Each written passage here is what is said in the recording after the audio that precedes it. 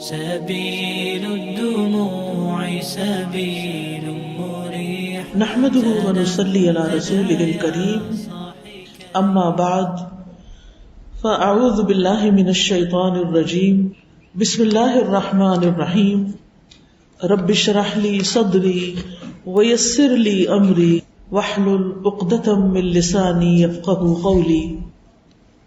الحمد لله عدد خلقه وزنة عرشه ومداد كلماته، والحمد لله قدر الأقدار وكتب الآجال وكبر الليل على النهار، والحمد لله على أفضاله وواسع نعمائه، نحمده ونشكره ومن كل ذنب نستغفره. ہر قسم کی حمد اللہ کے لیے ہے، اس کی مخلوقات کی تعداد کے برابر. کتنی ہے اس کی مخلوقات؟ انگنت. ہم اتنی بار اللہ سبحانہ وتعالیٰ کی حمد و ثنا بیان کرتے ہیں. وزنۃ عرشہ، اور اس کے عرش کے وزن کے برابر. ومداد کلماتہ، اور اس کے کلمات کی سیاہی کے برابر. والحمد للہ قدر الاقدار، ہر قسم کی حمد اللہ کے لیے ہے جس نے تقدیریں مقرر کی. ہماری تقدیر بھی اللہ سبحانہ تعالیٰ نے مقرر کی ہے. ہر چیز کی زندگی کی مدت کو لکھا کہ کس چیز کو کتنی دیر باقی رہنا ہے اور کب ختم ہو جانا ہے، کیونکہ کل من علیہا فان ویبقى وجہ ربک ذو الجلال والاکرام. جتنی بھی چیزیں ہیں، جو کچھ بھی ہے، سب کچھ ختم ہو جائے گا. صرف بقا ہے تو ایک ہستی کو، اور وہ اللہ رب العزت کی ہستی ہے. ہر چیز کی زندگی کی مدت کو اسی نے لکھا، رات کو دن پر لپیٹا. ہر قسم کی حمد اللہ کے لیے ہے، اس کے احسانات پر اور اس کی وسیع نعمتوں پر. ہم اس کی حمد کرتے ہیں اور اس کا شکر ادا کرتے ہیں، اور ہر قسم کے گناہوں سے اس سے بخشش طلب کرتے ہیں. الحمدللہ کہ آج کا یہ دن اللہ سبحانہ تعالیٰ نے ہمیں عطا کیا. اس وقت اس مجلس میں بیٹھنے کے لیے یہ اسی کا احسان ہے، اور یہ خوشی کا موقع ہے، شادی کا موقع ہے جس پر یہ درس رکھا گیا ہے. تو اللہ سبحانہ تعالیٰ ہم سب پر اپنی رحمت نازل کرے اور ہمیں صحیح علم عطا فرمائے اور صحیح طور پر ہمیں اپنی زندگی بسر کرنے کی توفیق دے. انسانوں کے ساتھ جو تعلقات ہوتے ہیں، جو باہمی خوشگوار تعلقات ہوتے ہیں، ان کی بنیاد اللہ کا تقویٰ ہوتی ہے. جو شخص جتنا اللہ سے ڈرتا ہے، وہ بندوں کے ساتھ معاملہ کرتے ہوئے بھی اتنا ہی ڈرتا ہے کہ میں ان پر کوئی زیادتی نہ کر جاؤں، کوئی ظلم نہ کر بیٹھوں، کوئی ان کے ساتھ ایسا معاملہ نہ کروں کہ جو ان کے حق میں کمی کا باعث ہو. لہذا وہ اس معاملے میں اللہ سبحانہ تعالیٰ کی رہنمائی طلب کرتا ہے. اور ہم سب مسلمان ہیں، 5 وقت کی نماز پڑھتے ہیں. ہر نماز کی ہر رکعت کے اندر ہم دعا کرتے ہیں اہدنا الصراط المستقیم، کہ اللہ ہمیں سیدھا راستہ دکھا. اور یہ ہر معاملے میں سیدھے راستے کی بات ہے. ہر معاملے میں، چاہے نماز ہو، چاہے عبادات ہو، چاہے شادی بیاہ ہو، چاہے غمی خوشی کا کوئی بھی موقع ہو، ہر موقع پر. تو آئیے ہم دیکھتے ہیں کہ اللہ سبحانہ تعالیٰ نے انسانوں کے اس باہمی رشتہ کے بارے میں ہمیں کیا رہنمائی دی ہے. عام طور پر ہوتا یہ ہے کہ جب شادی کا موقع ہوتا ہے تو ہم بہت سی تیاریاں کرتے ہیں، اور اس میں ماں باپ بچوں کی خوشی کے لیے ہر طرح کی نعمتیں، ہر طرح کی چیزیں ان کے لیے فراہم کرتے ہیں. خوب دھوم دھام سے شادی کرتے ہیں، اور بعض اوقات اپنی استطاعت اور حیثیت سے بڑھ کر پیسہ خرچ کرتے ہیں، حتیٰ کہ فضول خرچی بھی کرتے ہیں، جس کو قرآن مجید میں شیطانی کام بتایا گیا ہے کہ فضول خرچی کرنے والے شیطان کے بھائی ہیں. لیکن بچوں کی خوشی کے لیے وہ بھی کر لیتے ہیں. لیکن ان سب چیزوں سے زیادہ ایک ضروری کام یہ ہے کہ جن بچوں کی شادی ہے انہیں آئندہ زندگی گزارنے کے لیے تیار کیا جائے، یعنی ان کو ذہنی طور پر، عملی طور پر آپس کے تعلقات نبھانے کے لیے انہیں باقاعدہ تعلیم دی جائے، سکھایا جائے، ان کی تربیت کی جائے، ان کو ہر اعتبار سے تیار کیا جائے تاکہ وہ شادی کے بعد خوشگوار زندگی بسر کر سکیں۔ خوشگوار زندگی کا انحصار مال پر نہیں ہوتا صرف کہ اگر آپ کے پاس پیسے بہت زیادہ ہیں اور آپ شادی کے بعد سیر و تفریح کے لیے چلے جاتے ہیں، یا شادی کے موقع پر آپ کو بہت سا زیور مل جاتا ہے، یا اچھے اچھے کپڑے مل جاتے ہیں، یا اچھا گھر مل جاتا ہے، یا اچھا کھانے کو مل جاتا ہے۔ بعض اوقات لوگوں کو یہ سب کچھ مل جاتا ہے، اس کے باوجود شادی ناکام ہو جاتی ہے، کیونکہ شادی کی خوشحالی کا انحصار صرف ان چیزوں پر نہیں، لیکن ہم نے اپنے سامنے جو کامیابی اور خوشی کا ایک معیار رکھا ہے وہ یہی بنا رکھا ہے۔ ہم بچوں کے ساتھ لاڈ پیار بھی بہت کرتے ہیں، ان کی فرمائشیں بھی بہت پوری کرتے ہیں، لیکن ان کو حقیقی محبت نہیں دیتے۔ حقیقی محبت کا تقاضا کیا ہے کہ ہم انہیں اس قابل بنائیں کہ وہ اپنے پاؤں پہ کھڑے ہو سکیں، وہ اپنی ذمہ داریاں پوری کر سکیں۔ ماں باپ کو یہ بات اچھی طرح پتہ ہوتی ہے کہ وہ لڑکی کو ہمیشہ اپنے گھر میں نہیں رکھ سکتے، چاہے وہ اس سے کتنا بھی پیار کرے۔ ہم سب یہ جانتے ہیں، بچی پیدا ہوتی ہے، اس کو ہم پالتے ہیں، پوستے ہیں، بڑا کرتے ہیں، اس سے محبت کرتے ہیں، سب کچھ کرتے ہیں، لیکن ایک وقت آتا ہے جب ہم اس کو اپنے خاندان سے باہر کے ایک مرد سے اس کا نکاح کر دیتے ہیں، چاہے وہ فیملی کا ہی بندہ کیوں، لیکن اپنا جو کلوز فیملی سرکل ہوتا ہے اس سے باہر دوسرے خاندان، چاہے بہن بھائیوں کا گھر ہی کیوں نہ ہو، وہاں ان کو بیاہ کے الگ کر دیتے ہیں۔ اب اس وقت یہ سوچنا چاہیے کہ بچی کو جس طرح ہم اپنے سے الگ کر رہے ہیں یا بیٹے کو بھی الگ کر رہے ہیں، تو کیا وہ اس قابل ہیں کہ دونوں مل کر ایک دوسرے کے حقوق بھی ادا کریں اور اپنی ذمہ داریاں بھی نبھا سکیں؟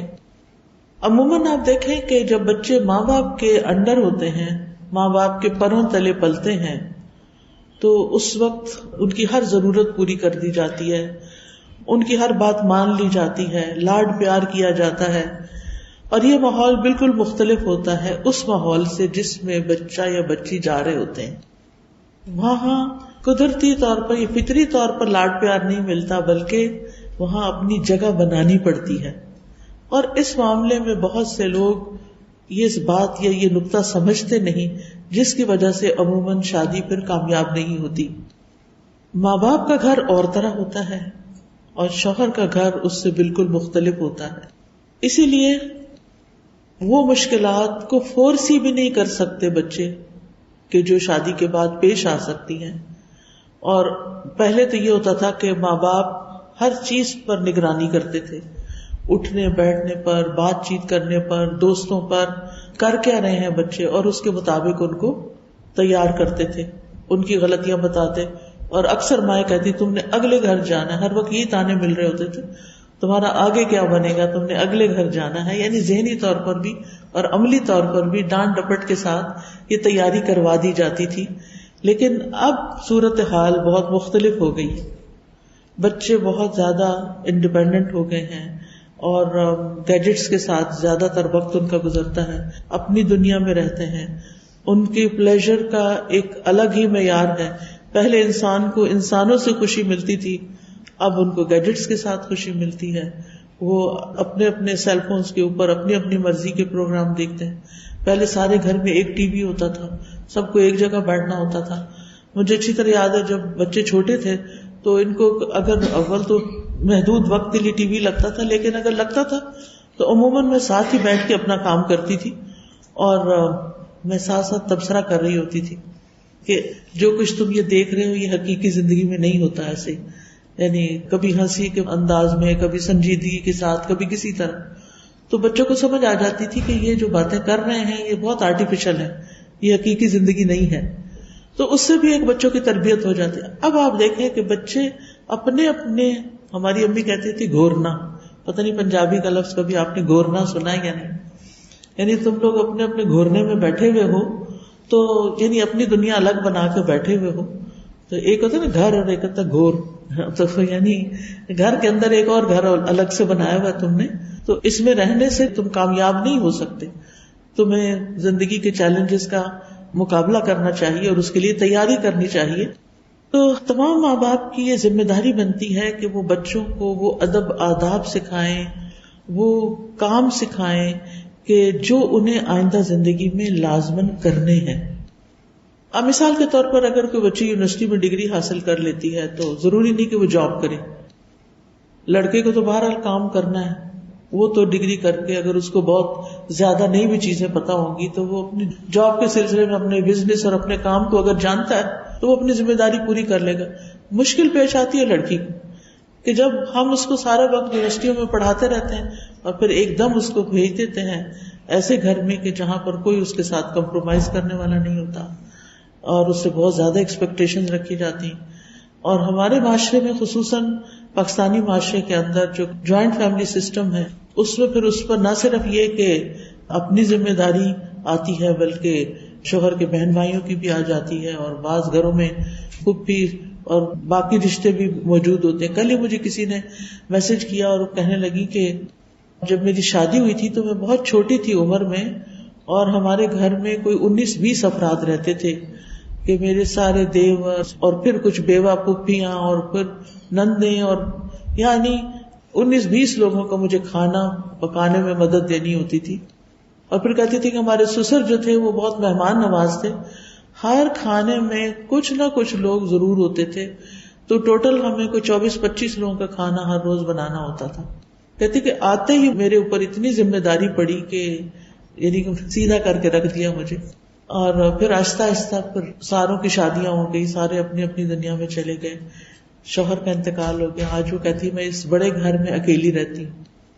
تو زندگی کیسے کیسے رخ بدل جاتی ہے. بہرحال یہ تو ایک الگ کہانی ہے, لیکن کہنے کا مقصد یہ ہے کہ جو بچیاں اس ذہن کے ساتھ اگلے گھر جاتی ہیں کہ وہاں بہرحال ذمہ داریاں ادا کرنی ہوگی, وہاں بہرحال نئے رشتے ہوں گے اور ماں باپ جیسے نہیں ہوں گے, بلکہ وہاں محبت ارن کرنی پڑے گی, وہاں اپنے آپ کو پروو کرنا پڑے گا. کیونکہ عام طور پر بچیاں میکے کوئی گھر سمجھتی رہتی ہیں, حالانکہ ان کا گھر ہوتا نہیں, گھر تو آگے ہوتا ہے. لیکن بہت سی بچیاں پھر سسرال کو گھر سمجھ نہیں پاتی, یعنی اسے گھر کے طور پر ایکسپٹ نہیں کرتی. اور جو بچیاں اسے گھر کے طور پر ایکسپٹ نہیں کرتی پھر ان کی ایڈجسٹمنٹ بڑی مشکل ہو جاتی. وہ ایک ایلین کی طرح اس میں رہتی ہیں, وہ ایک ایلین کی طرح ٹریٹ کر رہی ہوتی ہیں, پھر ان کا دل نہیں لگتا, پھر ان کو مسائل پیش آتے ہیں. تو ضروری ہے کہ ہم شادی سے پہلے بچوں کو تیار کریں, پھر ان کی ذمہ داری دیں, پھر ان کو آزاد چھوڑ دیں, پھر ان کے معاملات میں انٹرفیئرنس نہ کریں. کیونکہ مسائل جب کھڑے ہوتے ہیں کہ جب شادی کے بعد دونوں طرف سے, لڑکے والے بھی اور لڑکی والے بھی, ان دونوں کے میاں بیوی کے بیچ میں مداخلت شروع کر دیتے ہیں, انٹرفیئرنس کرتے ہیں, ہر معاملے میں روک ٹوک کرتے ہیں.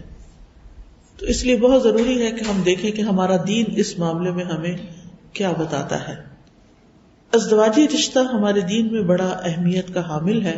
سورۃ النحل میں اس کے بارے میں اللہ تعالیٰ کا فرمان ہے, وَاللَّهُ جَعَلَ لَكُم مِّنْ أَنفُسِكُمْ أَزْوَاجًا وَجَعَلَ لَكُم مِّنْ أَزْوَاجِكُمْ بَنِينَ وَحَفَدًا وَرَزَقَكُم مِّنَ الطَّيِّبَاتِ أَفَبِالْبَاطِلِ يُؤْمِنُونَ وَبِنِعْمَةِ اللَّهِ هُمْ يَكْفُرُونَ. اور اللہ نے تمہارے لیے تمہارے نفسوں سے بیویاں پیدا کی اور تمہارے لیے تمہاری بیویوں سے بیٹے اور پوتے پیدا کیے, اور اس نے تمہیں پاکیزہ چیزوں سے رزق دیا, کیا پھر بھی وہ باطل پر ایمان لاتے ہیں اور اللہ کی نعمت کا انکار کرتے ہیں. یعنی اللہ سبحانہ و تعالیٰ کیسے بدل بدل کے رشتے بناتے چلے جاتے ہیں, اور یہ اللہ کی نشانیوں میں سے ایک بہت بڑی نشانی ہے, اور یہ ایک فطرت کا نظام ہے جو اللہ نے چلایا ہے. اور اس کو اللہ سبحانہ و تعالیٰ ایمان لانے اور غور و فکر کرنے کے لیے اس سسٹم اور اس نظام پر ایک دعوت دیتے ہیں کہ انسان اس بارے میں سوچے تو صحیح, اور اس کو ایک نعمت قرار دیتے ہیں. یعنی افبالباطل یؤمنون وبنعمت اللہ, یعنی یہ نعمت کیا ہے, یعنی شادی کے بعد اولاد کا ہونا, پھر اللہ تعالیٰ نے میاں بیوی کے رشتے کو سکون اور مودت اور رحمت کا باعث بنایا ہے. وَمِنْ آيَاتِهِ أَنْ خَلَقَ لَكُم مِّنْ أَنفُسِكُمْ أَزْوَاجًا لِتَسْكُنُوا إِلَيْهَا وَجَعَلَ بَيْنَكُم مَّوَدَّةً وَرَحْمَةً إِنَّ فِي ذَلِكَ لَآيَاتٍ لِقَوْمٍ يَتَفَكَّرُونَ. اور اس کی نشانیوں میں سے ایک یہ ہے کہ اس نے تمہاری ہی جنس سے تمہارے لیے بیویاں پیدا کی تاکہ تم ان کے پاس سکون حاصل کرو. یہ بات ہم سب خواتین کو سمجھ لینی چاہیے کہ شادی کے بعد ایز اے وائف ہمارا رول کیا ہے، اور وہ رول اس میں نمبر 1 یہ ہے کہ بیوی اپنے شوہر کے لیے سکون کا باعث ہو. یعنی اگر کوئی عورت اپنے شوہر کے لیے پریشانی کا باعث ہے اور مصیبت کا باعث ہے اور تکلیف کا باعث ہے تو پھر وہ اللہ کے ہاں گناہگار ہے. کیونکہ اللہ نے یہ رشتہ بنایا اس لیے، عورت کو خوبصورتی اس لیے دی، عورت کے اندر نرمی اس لیے رکھی، عورت کے اندر محبت کے جذبات اس لیے رکھے، عورت کے اندر یہ ساری خوبیاں اس لیے رکھی تاکہ وہ اپنے شوہر کو آرام اور کمفرٹ فراہم کرے. یعنی یہ بنیادی ذمہ داریوں میں سے ہے. ٹھیک ہے دونوں کے مزاج میں اختلاف ہوگا، مرد مرد ہے، عورت عورت ہے، دونوں ایک جیسی طرح نہ سوچتے ہیں، نہ ان کے جسم ایک جیسے ہیں، نہ ان کے فنکشنالٹی ایک جیسی ہے، وہ دونوں مختلف چیزیں ہیں. لیکن عورت کا یہ رول کہ اللہ تعالیٰ نے اس کو سکون کا باعث بنایا، محبت کا ذریعہ بنایا، رحمت کا ذریعہ بنایا. پھر آپ دیکھیے کہ ہمارے دین نے نکاح کی رغبت دلائی ہے. فرمایا وَأَنكِحُوا الْأَيَامَ مِنكُمْ وَالصَّالِحِينَ مِنْ عِبَادِكُمْ وَإِمَائِكُمْ، اور اپنے میں سے بے نکاح مردوں عورتوں کا نکاح کر دو. یعنی جن کی شادی نہیں ہوئی ان کی شادی کرنے کے لیے تم اپنا رول پلے کرو. یعنی یہ معاشرے کی ذمہ داریوں میں سے ہے. پہلے آپ دیکھیں کہ کسی خاندان میں کوئی بچی ہوتی تھی، اس کا کوئی مسئلہ ہوتا تھا، اگر وہ بیوہ ہو گئی ہے، اگر اس کی طلاق ہو گئی ہے تو سارے خاندان والے اس بچی کے لیے فکر مند ہوتے تھے کہ اس کا گھر بس جائے. لیکن آج آپ دیکھیں کہ ان رشتوں کے اندر ایک دوسرے کے لیے کوئی جگہ نہیں رہی اور ایک دوسرے کے لیے کوئی فکر مندی نہیں رہی. یعنی پہلے بڑے بزرگ جو ہوتے تھے وہ سارے بچوں کے بارے میں خود فیصلے کر دیا کرتے تھے. ٹھیک ہے وہ کچھ اچھے ہوتے تھے، کچھ نہیں بھی ہوتے تھے، لیکن بہرحال وہ اس کو اپنی ذمہ داری سمجھتے تھے. آج کل اتنی حیرانی ہوتی ہے کہ بعض اوقات ماں باپ کو بھی فکر نہیں ہوتی کہ بچوں کی شادی کریں. یعنی کئی بچیوں نے مجھ سے یہ کمپلینٹ کی کہ ہماری اب اتنی عمر ہوتی چلی جا رہی ہے لیکن ہمارے ماں باپ کو کوئی فکر نہیں. اس کی بعض اوقات وجہ یہ ہوتی ہے کہ بیٹی کی کمائی آ رہی ہوتی ہے، اس سے ذرا گھر میں تھوڑی سی سچویشن کمفرٹیبل ہو جاتی ہے. اب ان کو یہ ہوتا ہے کہ اگر اس کی شادی کر دی تو یہ جو آمدنی کا سورس ہے یہ ختم ہو جائے گا، یہ بچی کے دوسرے گھر چلی جائے گی تو پھر کیا ہوگا. اس بنا پہ نہیں کرتے. اور بعض اوقات کچھ دوسرے ریزنز ہوتے ہیں، یعنی وہ ایکٹیو رول پلے نہیں کرتے، وہ فکر مندی نہیں کرتے. میں نہیں کہتی سب ایسے، لیکن ایسی مثالیں بھی اب موجود ہیں کہ جو اپنی ذمہ داری کو نبھانا نہیں چاہتے. ان کو بچوں کی بڑھتی ہوئی عمریں نظر نہیں آتی، اور کچھ ہیں کہ بہت فکر کرتے ہیں، بہت دعائیں کرتے ہیں، لیکن اللہ کی طرف سے ابھی اذن نہیں ہوتا. تو تقدیر کا ایک فیصلہ ہوتا ہے، اللہ تعالیٰ ہی بہتر جانتا ہے کہ کس کی شادی کب ہونی چاہیے، جلدی ہونی چاہیے یا دیر سے ہونی چاہیے. لیکن بہرحال یہاں میرا مقصد یہ بتانے کا کہ یہ والدین کی ذمہ داریوں میں سے ایک ذمہ داری ہے. جس طرح کھلانا پلانا پڑھانا لکھانا ذمہ داری، ایسی ہی شادی بھی ذمہ داری ہے. پھر اسی طرح اللہ تعالیٰ فرماتے ہیں کہ ان یکونوا فقراء یغنیہم اللہ من فضلہ، کہ اگر وہ محتاج ہوں گے تو اللہ ان کو اپنے فضل سے غنی کر دے گا. یعنی شادی کے وقت اگر بچہ ابھی بہت ویل آف نہیں ہے، ابھی پوری طرح جاب نہیں ہے، تو اللہ سبحانہ تعالیٰ اپنے فضل سے ان کو رزق دے گا.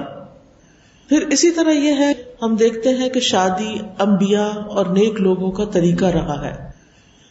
قرآن مجید میں اللہ تعالیٰ سورۃ الرعد میں فرماتے ہیں وَلَقَدْ أَرْسَلْنَا رُسُلًا مِّن قَبْلِكَ وَجَعَلْنَا لَهُمْ أَزْوَاجًا وَذُرِّيَّةً، کہ یقیناً آپ سے پہلے بھی ہم نے کئی رسولوں کو بھیجا اور ہم نے ان کے لیے بیویاں اور اولاد بنائی.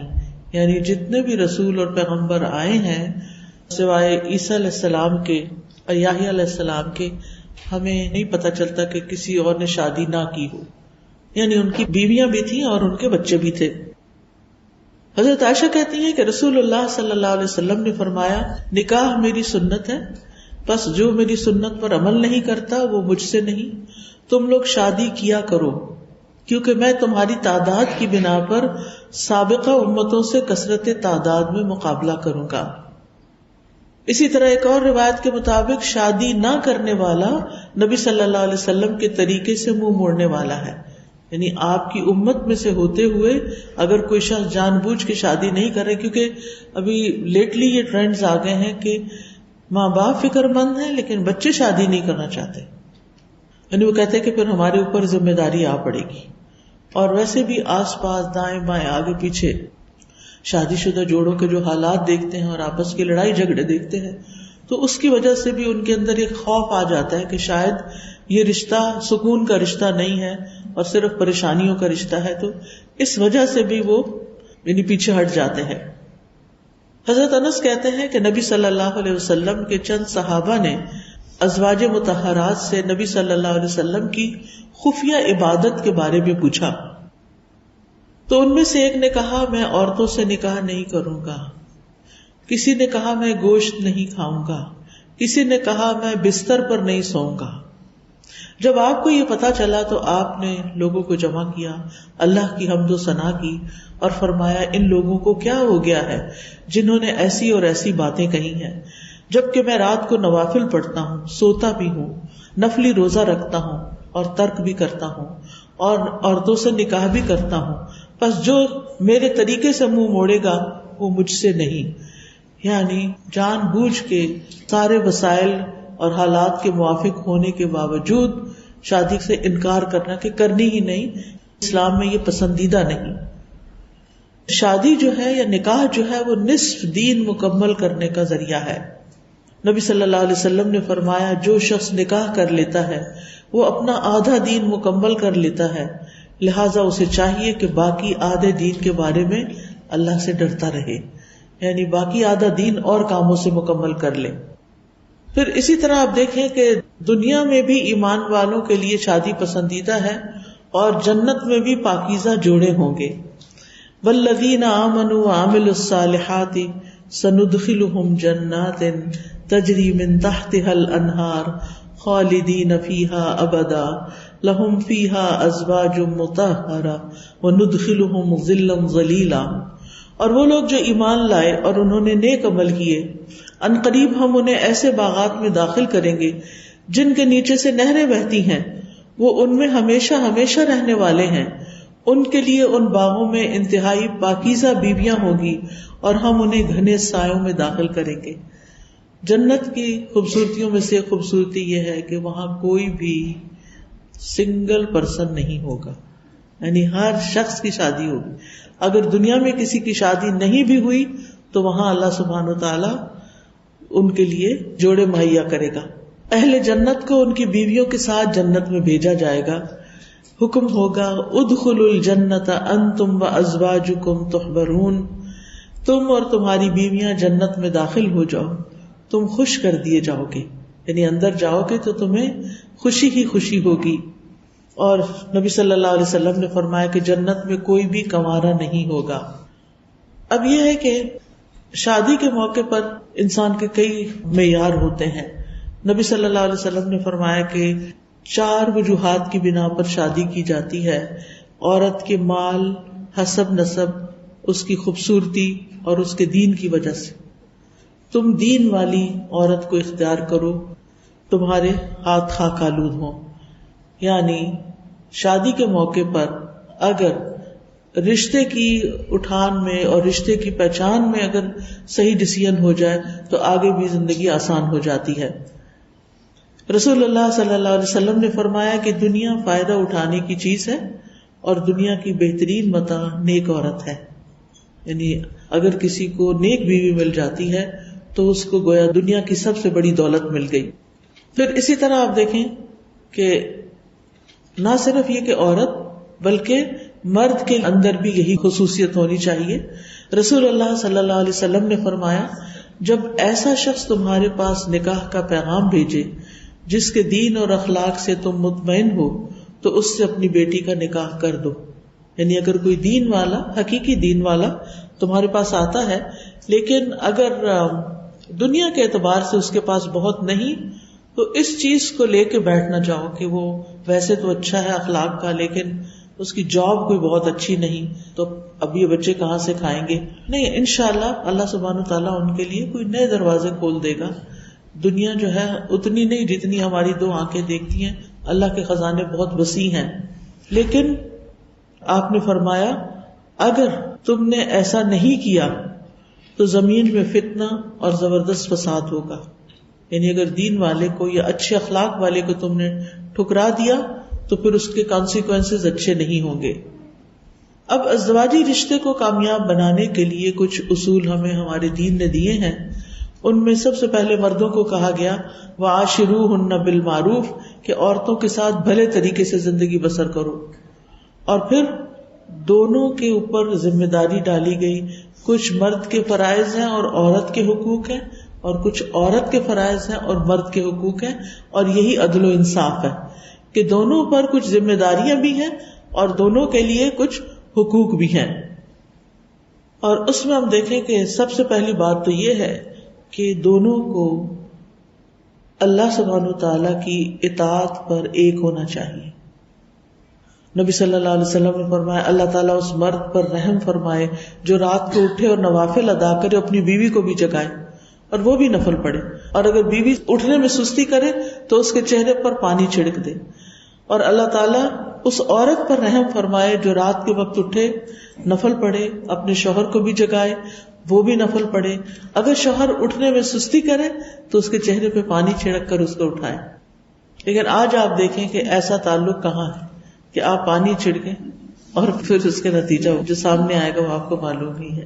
یعنی یہ جو مثال دی گئی اس سے یہ پتہ چلتا ہے کہ اللہ تعالیٰ کا مطلوبہ جوڑا کون سا ہے کہ جو ایک دوسرے کے ساتھ نیکی کے کاموں پہ تعاون کرنے والا، ایک دوسرے کو خیر کی بات بتانے والا، اور وہ خیر کی بات سن کے فساد کریٹ کرنے والا نہیں یا لڑائی جھگڑا ڈالنے والا نہیں. آج تو اگر بیوی بعض اوقات کوئی اچھی بات شوہر سے شیئر کرے تو بس وہ فوراً آگے سے روک دیتے ہیں، یہ کہتے ہیں تم میری استانی نہ بنو، تم میری ماں نہ بنو، بس مجھے بہت نصیحتیں ہو چکی ہیں، اپنے پاس ہی رکھو ان نصیحتوں کو. لیکن ہمارے دین میں آپ دیکھیں کہ دونوں کے درمیان آپ کس کے منہ پہ پانی چھڑک سکتے ہیں؟ جس کے ساتھ آپ کی واقعی فرینکنیس ہو، واقعی آپ ایک دوسرے کے قریب ہو اور وہ اس چیز کو مائنڈ نہ کرنے والے ہوں. پھر ایک دوسرے کے راز فاش نہیں کرنے چاہیے. فالصالحات قانتات حافظات للغیب بما حفظ اللہ کہ نیک عورتیں جو ہیں وہ فرما بردار ہوتی ہیں اور شوہر کے حقوق کی حفاظت کرنے والی ہوتی ہیں. اور حقوق کی حفاظت میں اس کے مال کی حفاظت، اس کے گھر کی حفاظت، اس کے بچوں کی حفاظت، اور اس کے علاوہ ایک دوسرے کے سیکرٹس کی حفاظت. اب آپ دیکھیے کہ یہ جو بات ہے کہ ایک دوسرے کے سیکرٹس جو ہیں وہ نہ کھولے جائیں، تو یہ کتنی کام کی بات ہے اور اس میں بھی بڑی گہرائی ہے. اس کا مطلب یہ ہے کہ ہسبینڈ وائف دونوں ایک دوسرے سے اپنے سیکرٹ شیئر کرتے ہیں، اور اگر ان کی اتنی بھی بانڈنگ نہیں کہ وہ ایک دوسرے سے سیکرٹ شیئر کر سکیں، اعتماد ہی نہیں، پھر ایک دوسرے پہ ٹرسٹ ہی نہیں، تو پھر باقی تعلق کیسا ہے؟ تو روکا پھیکا تعلق ہے. اور اس میں سیکرٹس تو کیا، اب آپ دیکھیں کہ سیکرٹلی بہت کچھ ایک دوسرے کے پیچھے کر چکتے ہیں. آج ہی کو بتا رہا تھا کہ خاتون کا بہت ہی بیچاری کا برا حال ہے کہ اس کی میاں نے بالکل خاموشی سے چھپا کے شادی کر بتایا ہی نہیں، اور کسی کو ہوا بھی نہیں لگی اور کوئی سوچ بھی نہیں سکتا تھا کہ وہ ایسے کر سکتا ہے. لیکن آپ دیکھیے کہ اگر دونوں کے دل ایک دوسرے سے جڑے ہوئے ہوں، ایک دوسرے سے مشورہ کرنے والے ہوں، امرہم شورا بینہم، اور آپس میں ایک دوسرے کے ساتھ اچھے تعلقات ہوں، تو پھر اگر شادی کرنے بھی ہے تو مشورے سے ہی کریں گے نا، پھر سیکرٹلی کرنے کی ضرورت پیش نہیں آئے گی. اگرچہ وہ حامی تو نہیں بھری جائے گی، لیکن بہرحال پھر دونوں کا مل کے اولاد کی تربیت کرنا اور اولاد کی طرف توجہ دینا یہ بھی بڑا ضروری ہے. نبی صلی اللہ علیہ وسلم نے فرمایا تم میں سے ہر شخص نگران ہے اور اس سے اس کی رعیت کے بارے میں پوچھا جائے گا. مرد اپنے گھر والوں پر نگران ہے اور عورت اپنے خاوند کے گھر اور اولاد پر نگران ہے. یعنی یہ عورت کی رسپانسبلٹیز میں ہے. بس ہر شخص نگران ہے اور ہر کوئی اپنی رعیت کے بارے میں جواب دہ ہے. پھر آپ دیکھیے کہ باہمی خوشگوار تعلقات قائم رکھنے میں جہاں بیوی کا ایک کردار ہے وہاں شوہر کا بھی ایک کردار ہے. سب سے پہلی بات تو یہ کہ شوہر کو اپنی بیوی کے ساتھ سب سے اچھا ہونا چاہیے اور پھر اپنے بچوں کے ساتھ، اور یعنی اس کی محبت اور احترام اور اس کی کیئر، اس کا سب سے بڑا حقدار اس کے اپنے گھر والے ہیں. حضرت عائشہ کہتی ہے کہ رسول اللہ صلی اللہ علیہ وسلم نے فرمایا تم میں سب سے بہترین شخص وہ ہے جو اپنے اہل و عیال کے لیے اچھا ہے، اور میں تم میں سے سب سے زیادہ اپنے گھر والوں کے لیے اچھا ہوں. تم سب لوگوں میں سب سے اچھا سلوک میں خود اپنے گھر والوں کے ساتھ کرتا ہوں. آپ دیکھیے کہ لوگوں کے باہر لوگوں سے تعلقات بہت اچھے ہوتے، لوگ کہتے ہیں یہ فلاں شخص تو اتنا کیئرنگ ہے، اتنا کائنڈ ہے، اتنا اچھا ہے، اتنا مہربان ہے، لیکن اگر وہی اس کی گواہی اس کے بیوی اور بچوں سے لی جائے تو بالکل ہی الٹ ہوگی. یعنی کئی لوگ ایسا ظلم کرتے ہیں کہ باہر تو بہت اچھے ہوتے ہیں لیکن گھر آ کے یعنی ساری فرسٹریشن گھر والوں پہ. حسن بصری کہتے ہیں اللہ تعالیٰ کے نزدیک پسندیدہ بندے وہ ہیں جو اپنے اہل و عیال کو سب سے زیادہ نفع دینے والے ہیں. تو گویا گھر والوں سے سب سے اچھا اخلاق رکھنا چاہیے. حضرت عائشہ سے پوچھا گیا کہ نبی صلی اللہ علیہ وسلم کا اپنے گھر والوں سے کیسا تعلق تھا، تو انہوں نے بتایا کہ وہ تمام لوگوں میں سے سب سے زیادہ اچھے اخلاق والے تھے. یعنی جو آپ نے کہا کہ اپنے گھر والوں کے لیے اچھا، حضرت عائشہ نے وہی بات ان کے حق میں کہی. آپ کوئی بےہودہ کام یا فحش گفتگو نہیں کرتے تھے، نہ ہی بازاروں میں شور کرنے والے، نہ برائی کا بدلہ برائی سے دینے والے، بلکہ معاف کرنے والے اور درگزر کرنے والے تھے. تو گھر والوں کے ساتھ اچھا اخلاق برتنے کے لیے کیا کیا چیزیں فائدہ مند ہیں؟ ان میں سے نمبر 1، ہمیشہ مسکراتے ہوئے گھر داخل ہو. یعنی گھر داخل ہو کے سلام کریں اور مسکرائیں. آپ پیچھے سے کتنے بھی پریشان ہوں کوئی بات نہیں، ایسے رمجوشی سے سلام کریں جیسے آج آپ کا دن بہت ہی زبردست گزرا ہے. دوسرے یہ کہ شوہر جو ہیں وہ گھر آ کر اپنی بیوی کے اچھے کاموں کی تعریف کریں. یعنی کوئی بھی چیز دیکھ لیں، یہ آج تو بہت صفائی لگ رہی ہے، آج تو کھانے کی خوشبو بہت اچھی آ رہی ہے، آج تو بچے بڑے آرام سے بیٹھے ہوئے. یعنی کوئی نہ کوئی نقطہ پکڑ کے بیوی کی تعریف کرے تاکہ اس کی ساری تھکاوٹ اتر جائے. پھر بیوی کے کاموں میں دلچسپی لیں. اچھا تم نے کیا پکایا آج، کیسے پکایا، جلدی ہو گیا تھا، بس ایک دو جملے تو آپ دیکھیں گے کہ اس کی ساری کیفیت ہی بدل جائے گی. پھر اسی طرح کبھی کوئی چیز لائیں تو کہیں کہ یہ خاص تمہارے لیے لایا، یعنی ہدیہ، تحفہ وغیرہ. پھر محبت کا اظہار، پھر دل لگی، ہنسی مذاق، اور برملا اظہار کہ مجھے اپنی بیوی سے محبت ہے. چھپانے کی ضرورت نہیں اس کو، اسے کسی نے کچھ نہیں کہنا. یہ ہمارے معاشرے میں ہے کہ وہ کہنے نہیں دیتے یہ بات. نبی صلی اللہ علیہ وسلم سے حضرت عمرو بن العاص نے پوچھا یا رسول اللہ صلی اللہ علیہ وسلم آپ کو سب سے زیادہ کس سے محبت ہے؟ آپ نے فرمایا عائشہ سے. جو سچی بات تھی وہ بتا دی. تو وہ پوچھتے ہیں اچھا مردوں میں سے کس سے؟ آپ نے فرمایا ان کے والد سے. یعنی یہ گھرانہ مجھے بہت عزیز ہے. پھر اسی طرح حضرت عائشہ سے پہلے حضرت خدیجہ سے آپ کو بہت محبت تھی، اور حضرت عائشہ کہتی ہے کہ میں نے آپ کی ازواج میں سے کسی پہ رشک نہیں کیا سوائے حضرت خدیجہ کے. اور جب آپ کوئی بکری ذبح کرتے تھے تو آپ فرماتے کہ اس کا گوشت خدیجہ کی سہیلیوں کو جا کر دیا. وہ کہتی ہے ایک دن میں غصے میں آ گئی، میں نے کہا ہر وقت خدیجہ، یعنی ظاہر ہے کہ سوکن ہے تو رشتہ ہی ایسا ہے. تو آپ نے فرمایا قد رزقت حبھا، مجھے اس کی محبت کا رزق دیا گیا، میرے دل میں اس کی محبت ڈال دی گئی. یعنی سچی بات کی. اور پتہ سچائی میں کیا ہے؟ سچائی میں بڑی برکت ہے. ایک دفعہ کوئی تھوڑا سا ناراض بھی ہو جائے گا، اس کے بعد اس کو سمجھ آ جائے گی کہ یہ تو ایک حقیقت ہے، ایسے ہی ہونا ہے، حقیقت یہی ہے، اور پھر وہ خود اپنے آپ کو اس طرح ایڈجسٹ کرنے کی کوشش کرے گا. پھر اسی طرح یہ ہے کہ محبت کا عملی اظہار کرنا، صرف زبانی کلامی نہیں بلکہ کسی کام کے ذریعے، کسی چیز کے ذریعے. پھر بیوی کو مناسب وقت دینا، یعنی بہت سے اگر کپلز کی آپس کی کھینچا تانی دیکھی جائے تو اس کی بنیادی وجہ یہ ہوتی ہے کہ ایک دوسرے کو ٹائم نہیں دیتے. یعنی کوئی نہ کوئی ٹائم ایکسکلوسیولی بیوی کے لیے ضرور ہونا چاہیے جس میں وہ ایک دوسرے سے دل کی بات کر سکیں. یعنی بعض اوقات ہم کہتے ہیں کہ ہم بچوں کو سنبھال رہے ہیں، اور خواتین بعض اوقات ایسے دیکھنے میں آتا ہے کہ شوہر آیا گھر میں تھکا تھکایا، نہ اس کو کچھ پوچھا نہ کیا، اور پھر اگر بچے چھوٹے ہیں تو بچوں میں ہی لگے رہے. وہ کھڑا ہے، وہ دیکھ رہا ہے، وہ انتظار کر رہا ہے کہ اچھا میری بھی باری کبھی آئے گی. لیکن خواتین کو ظاہر ہے کہ بچے سے ایک ماں کو جو محبت ہوتی ہے وہ سب کو پتا ہے، اور وہ سمجھتی ہے کہ وہ بالکل صحیح کر رہی نہیں. اس طرح جب شوہر اگنور ہونے لگتا ہے تو پھر تعلقات میں خشکی آ جاتی ہے. تو اس کو یہ فیلنگ نہیں آنی چاہیے کہ بچے کی وجہ سے مجھے اگنور کیا جا رہا ہے. پھر اس میں ہم دیکھتے ہیں کہ نبی صلی اللہ علیہ وسلم حضرت عائشہ کو باقی ازواج کو بھی جیسے ٹائم دیتے تھے. پھر ایک مرتبہ عید کے دن نبی صلی اللہ علیہ وسلم مسجد میں کچھ حبشیوں کے کرتب دکھا رہے تھے، تو آپ نے حضرت عائشہ کو بھی بلا لیا. انہوں نے نبی صلی اللہ علیہ وسلم کے کندھے پہ سر رکھ کر دیکھنا شروع کر دیا. نبی صلی اللہ علیہ وسلم نے اپنے کندھے جھکا دیے. حضرت عائشہ کندھے پہ سر رکھ کر ٹیک کے دیکھتی رہی. جب دل بھر گیا تو واپس چلی گئی. اور یہ ایک پبلک پلیس تھی جس میں آپ نے ان کو فیسیلیٹیٹ کیا. پھر اسی طرح دل لگی، اور کبھی کبھی اکٹھے کوئی کھیل کھیل لینا، جیسے آپ نے ریس کا مقابلہ کیا تھا، ایک دفعہ آپ جیتے تھے اور ایک دفعہ حضرت عائشہ جیتی تھی. پھر اسی طرح بیوی کے آرام کا خیال رکھنا، کیونکہ بعض اوقات شوہر کسی بھی ضرورت سے بیوی کو جب دل چاہتا اٹھا کے رکھ دیتے ہیں. کوئی چھوٹی سی چیز نہیں مل رہی، وہ بیچاری تھک آ کے سوئی ہے، اس کو اٹھا کے اچھا وہ فلاں چیز کدھر ہے، اچھا دوبارہ وہ سونے کی کوشش کرتے پھر اٹھا دیں گے، اچھا میں جا رہا ہوں، اچھا ایسا ہو رہا ہے، اچھا ویسے.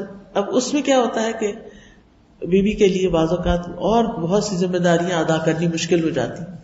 تو ایسی چھوٹی چھوٹی چیز کا خیال کرنا. اس میں ہمیں ایک حدیث ملتی ہے نبی صلی اللہ علیہ وسلم کے بارے میں. حضرت عائشہ کہتی ہے کہ ایک دفعہ نبی صلی اللہ علیہ وسلم میری طرف تھے، تو آپ آ کر لیٹے، اور تھوڑی دیر کے بعد جب انہیں یہ محسوس ہوا کہ حضرت عائشہ سو گئی ہیں، حالانکہ وہ ابھی سوئی نہیں تھی، تو وہ چپکے سے اٹھے، اپنی چادر اتاری، چپکے سے جوتے پہنے، چپکے سے دروازہ کھولا، آہستہ آہستہ باہر نکل گئے، بقیع کی طرف گئے. تو یہ جو روایت آتی ہے نا، اس میں چپکے سے یہ کیا، چپکے سے اس سے یہ پتہ چلتا ہے کہ کس طرح آپ ازواج کے آرام کا خیال رکھتے تھے. آج ہمارے اندر سے وہ چیز نکل گئی، کبھی جوتے ماریں گے زور زور سے، کبھی دروازہ، کبھی واش روم جا رہے ہیں تو دم سے دروازہ بند کیا، کبھی وہ کیئر نہیں ہوتی جو ہونی چاہیے. پھر اسی طرح یہ ہے کہ حضرت جابر کہتے ہیں کہ رسول اللہ صلی اللہ علیہ وسلم نرم دل انسان تھے. جب بھی حضرت عائشہ آپ سے کسی چیز کی فرمائش کرتی، آپ اسے ضرور پورا کر دیتے تھے. تو بیوی کی فرمائش پورا کرنا جائز حدود میں ہو، بیوی بھی سوچ سمجھ کے کرے کہ میرے شوہر کی وسعت کتنی ہے، لیکن شوہر کو بھی تعلق اصل میں کوئی بھی ایک طرف سے نہیں ہوتا، دو طرفہ ہی تعلق ہوتے ہیں، اور دونوں کو ہی ایک دوسرے کی کیئر کرنی چاہیے. نبی صلی اللہ علیہ وسلم سے پوچھا گیا کہ ہم پر ہماری بیوی کا کیا حق بنتا ہے. آپ نے فرمایا جب تم کھاؤ تو اسے بھی کھلاؤ، یعنی کھانا اکٹھے کھاؤ، جو خود کھاتے وہی کھلاؤ. جب پہنو یا کماؤ تو اسے بھی پہناؤ، یعنی یہ نہیں کہ اپنا سوٹ لے آیا، اپنے کپڑے خرید لائے اور بیوی کے لیے کچھ بھی نہ خریدا. اس کے چہرے پر نہ مارو، اسے گالی مت دو، یعنی بیوی کو گالی نہیں دے سکتے. اور اگر اس سے الگ ہونا ہو تو گھر میں ہی رکھو، اس کو گھر سے باہر نہیں نکال سکتے. نبی صلی اللہ علیہ وسلم نے فرمایا آدمی کو ہلاک کرنے کے لیے اتنا ہی گناہ کافی ہے کہ جس کا خرچ اس کے ذمے اسے خرچ نہ دے. یعنی بیوی کا، بچوں کا نان نفقہ شوہر کے ذمے ہے، اور اگر وہ نہیں دیتی تو وہ گناہگار ہے، لیکن اپنی استطاعت کے مطابق جتنا بھی وہ دے سکتا ہو. پھر اسی طرح بیوی کی اچھی عادات پر اس کی حوصلہ افزائی کرے، یعنی بیوی کا جو ٹیلنٹ ہے یا اس کے اندر جو صلاحیت ہے اس میں اس کو انکریج کرے، اس پہ ہاتھ نہ اٹھائے، بیوی کے کاموں میں اس کی مدد کرے. نبی صلی اللہ علیہ وسلم نے فرمایا ہر وہ بھلا کام جو تم اپنے گھر والوں کے ساتھ کرو وہ ان پہ صدقہ ہے.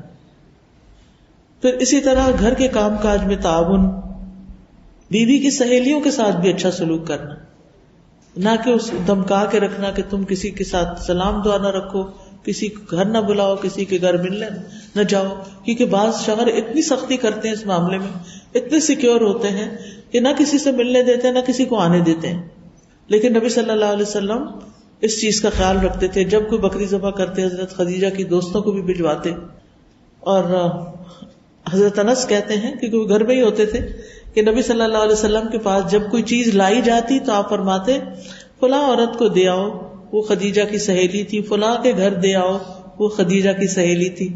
یعنی یہ محبت مرنے کے ساتھ مر نہیں جاتی، بلکہ جو سچی محبت ہوتی ہے وہ بعد میں بھی باقی رہتی، وہ ہمیشہ کے لیے باقی رہتی ہے.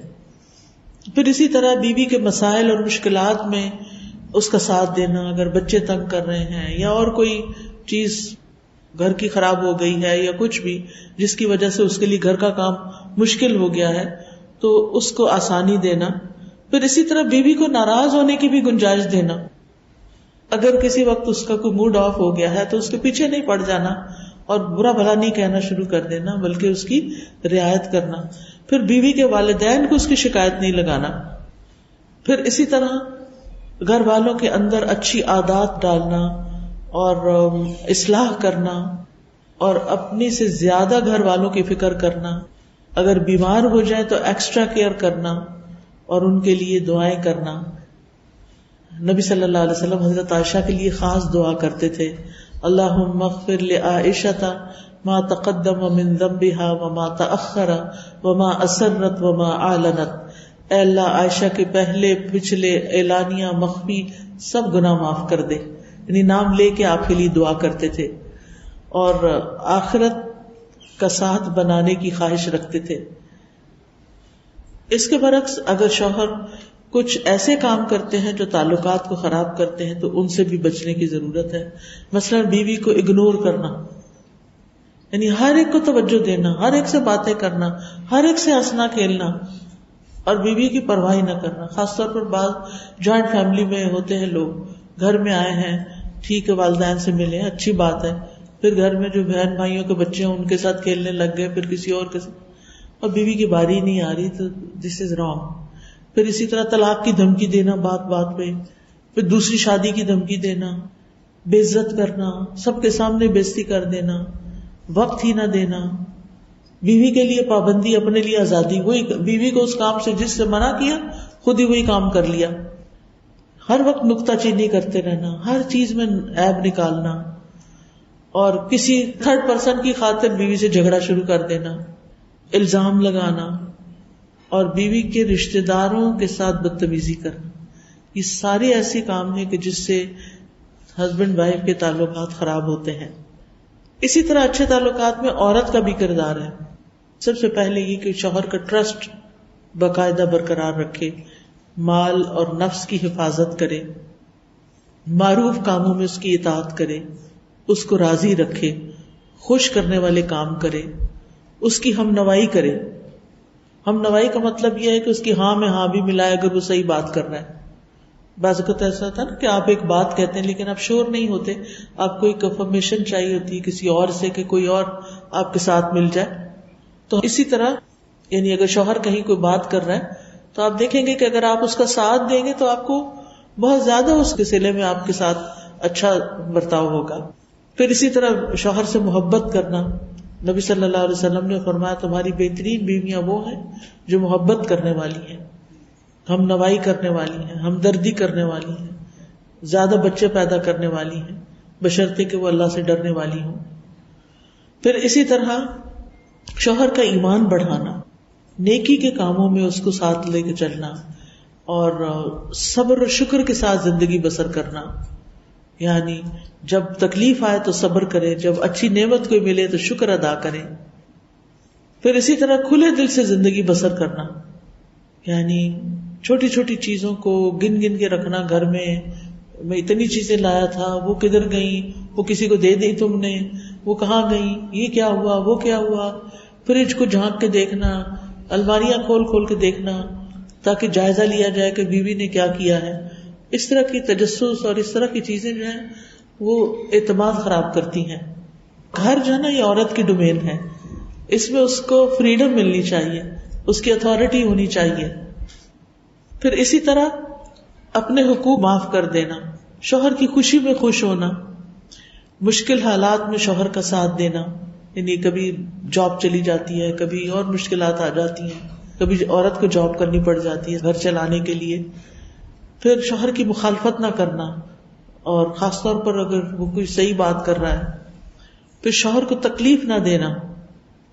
پھر بد دعا نہ کرنا، کیونکہ ہم عورتوں کی عادت ہوتی ہے کہ جذباتی ہوتی ہے، چھوٹی چھوٹی باتوں پہ جلد غصے میں آ جاتی ہے. بعض عورتیں اپنے ہی بچوں کو بد دعائیں دینے لگتی ہیں، شوہر کو بد دعا دینے لگتی ہیں. نبی صلی اللہ علیہ وسلم نے فرمایا بد دعا نہ کرو، نہ اپنے اوپر، نہ اپنی اولاد پر، نہ اپنے خادموں پر، نہ اپنے مالوں پر، کیونکہ ایسا نہ ہو کہ وہ قبولیت کی گھڑی ہو جس میں اللہ تعالیٰ سے کچھ مانگا جائے تو وہ دعا قبول کر لے. پھر اسی طرح لان تان نہ کی جائے، صاف ستھرا رہنا یہ بیوی کی ذمہ داریوں میں سے، کیونکہ بعض اوقات عورتیں صفائی کا خیال نہیں رکھتی جس کی وجہ سے مردوں کو ان سے خاص نفرت ہو جاتی ہے. پھر اسی طرح زیادہ مطالبے نہ کیے جائیں. پھر بچوں کی تربیت اچھی کی جائے. بہت دفعہ عورت کو ڈانٹ پڑ جاتی ہے بچوں کی شرارتوں کی وجہ سے کہ تم نے ان کو یہ سکھایا ہے، تم ان کو یہ سکھا رہی ہو، تم ان کی تربیت کیوں نہیں کرتی. اور بعض اوقات دوسرے لوگ بھی کان بھرے ہوئے ہوتے ہیں. پھر اسی طرح شوہر کی اجازت کے بغیر نفلی عبادت نہ کرنا، کسی کو گھر میں نہیں آنے دینا. پھر کچھ چیزیں ایسی ہیں جو ایک عورت کرے تو اس کے گھر میں زیادہ خوشگواری ہو سکتی ہے.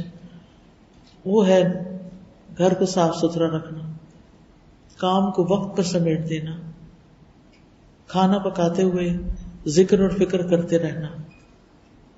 پھر سنی سنائی باتیں آگے نہ بڑھانا. خاوند جب کام پہ جا رہا ہو تو دعا کے ساتھ رخصت کرنا، اس کے آنے سے پہلے گھر کو صاف کر لینا. خاوند کے رشتہ داروں سے میل ملاقات اور تعلقات بحال رکھنا، اچھے تعلقات رکھنا، کیونکہ وہ بہت بڑا ذریعہ بنتے ہیں آپس کے خوشگوار تعلقات کے. پھر اسی طرح شوہر کو بھی اچھے کاموں کی ترغیب دلانا، جس صدقہ خیرات کی اور اس طرح کی چیزیں. فون پر شوہر کے سامنے مختصر بات کرنا، کیونکہ ان کو اس چیز سے عام طور پہ بہت اعتراض ہوتا ہے کہ میں گھر میں آتا ہوں اور تم فون لے کے بیٹھ جاتی. بہتر یہی ہے کہ جو کام کرنے ہیں وہ پہلے سے کر کے رکھ لیں، جب وہ آئیں ان کو بھرپور توجہ دیں، جب وہ اپنے کام لگ جائے پھر آپ بھی اپنے کام لگ جائیں. بس وہ تھوڑی دیر کی بات ہوتی ہے. اسی طرح گھر کی حفاظت کرنا، گھر کے مال کی، ایسا کام کوئی نہ کرے کہ جس سے شوہر کی نگاہوں سے گر جائیں. بچوں کے بارے میں، گھر چلانے کے بارے میں شوہر سے مشورہ کرتے رہیں، چاہے آپ نے مرضی اپنی کرنی ہو، کیونکہ اگر ان سے مشورہ کرتے رہے تو وہ انکلوڈیڈ فیل کرتے ہیں. پھر اسی طرح خاوند کی ضروریات پوری کرنے میں تردد نہیں ہونا چاہیے، اور پریشانی کے وقت تسلی دینی چاہیے. اگر وہ کسی بات پر توجہ دلا رہا ہے کہ یہ تمہاری غلطی ہے تو مان لینا چاہیے، اچھا ٹھیک ہے آئی ایم سوری. سوری کا لفظ کتنا چھوٹا سا ہے نا، اور بول دینے سے کتنا فرق پڑ جاتا ہے انسان کے. لیکن اگر انسان حساب کتاب شروع کر دیتا اور بحث شروع کر دیتا اور اپنے آپ کو سچا ثابت کرتا ہے تو یہ چیز اور زیادہ مسائل کھڑے کر دیتی ہے.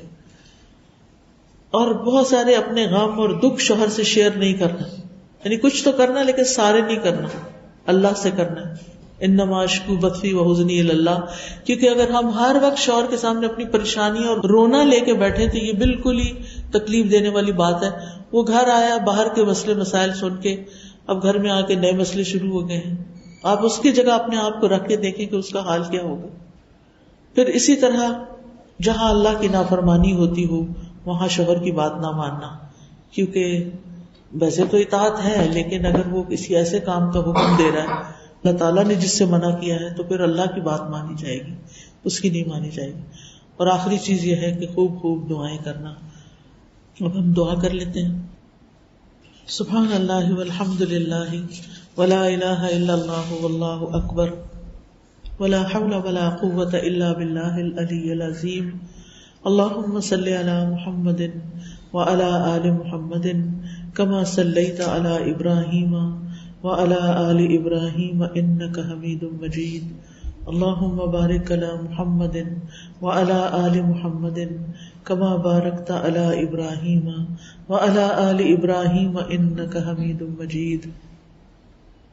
ربنا آتنا فی الدنیا حسنہ وفی الآخرۃ حسنہ وقنا عذاب النار ربنا لا تزغ قلوبنا بعد إذ هديتنا وهب لنا من لدنك رحمة إنك أنت الوهاب ربنا هب لنا من أزواجنا وذرياتنا قرة أعين واجعلنا للمتقين إماما اللهم ألف بين قلوبنا وأصلح ذات بيننا واهدنا سبل السلام ونجنا من الظلمات إلى النور وجنبنا الفواحش ما ظهر منها وما بطن وبارك لنا في أسماعنا وأبصارنا وقلوبنا وأزواجنا وذرياتنا وتب علينا إنك أنت التواب الرحيم واجعلنا شاكرين لنعمتك مثنين بها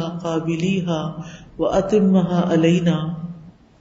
اے اللہ ہمارے گھروں میں آپس میں باہم الفت اور محبت پیدا فرما دے، ہمارے آپس کے معاملات کی اصلاح کر دے، ہمیں سلامتی کے رستوں کی طرف رہنمائی عطا کر دے، ہمیں اندھیروں سے نجات دے کر نور اور روشنی کی طرف لے آ، ہماری تمام ظاہری اور چھپی برائیوں سے ہمیں محفوظ رکھ، ہمارے کانوں، ہماری آنکھوں، ہمارے دلوں، ہمارے ازواج اور ہماری اولاد میں برکت عطا فرما، ہماری توبہ قبول فرما، بے شک تو بہت زیادہ توبہ قبول کرنے والا ہے، تو ہی رحمت فرمانے والا ہے، اور ہمیں اپنی نعمتوں پر شکر کرنے والا بنا اور ان کی تعریف کرنے والا بنا اور ان کو قبول کرنے والا بنا دے اور ان نعمتوں کو ہم پر مکمل کر دے.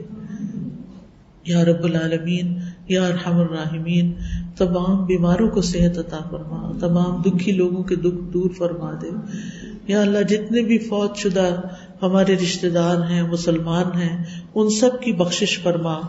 اللہم اغفر لہ وارحمہ وعافہ واعف عنہ واکرم نزلہ ووسع مدخلہ واغسلہ بالماء والثلج والبرد ونقہ من الخطایا کما ینقى الثوب الابیض من الدنس. اللہم ابدلہ دارا من دارہ واہلا خیرا من اہلہ. اللہم ادخلہ الجنۃ واعذہ من عذاب القبر ومن عذاب النار. یا اللہ ان کے درجات بلند فرما، ان کو جنت الفردوس میں جگہ عطا فرما، ان کی تمام کوتاہیوں سے درگزر فرما. یا رب العالمین تو ہمارے بچوں کو ہدایت عطا فرما. یا رب العالمین تو انہیں نیکی کے کام کرنے کی توفیق دے اور برائیوں سے دور کر دے. ربنا لا تؤاخذنا ان نسینا او اخطانا ربنا ولا تحمل علينا إصرا كما حملته على الذين من قبلنا ربنا ولا تحملنا ما لا طاقة لنا به واعف عنا واغفر لنا وارحمنا أنت مولانا فانصرنا على القوم الكافرين.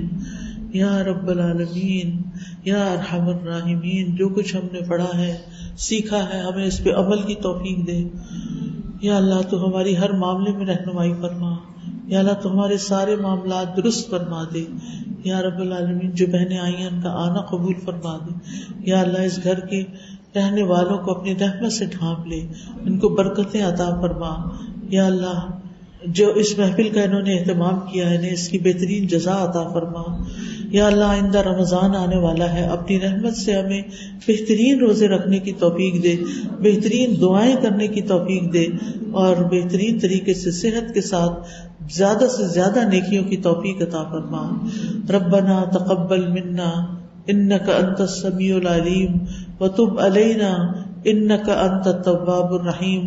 وصلی اللہ تعالی علی خیر خلقہ محمد وعلی آلہ واصحابہ وأهل بيته أجمعين برحمتك يا أرحم الراحمين. الہی آمین.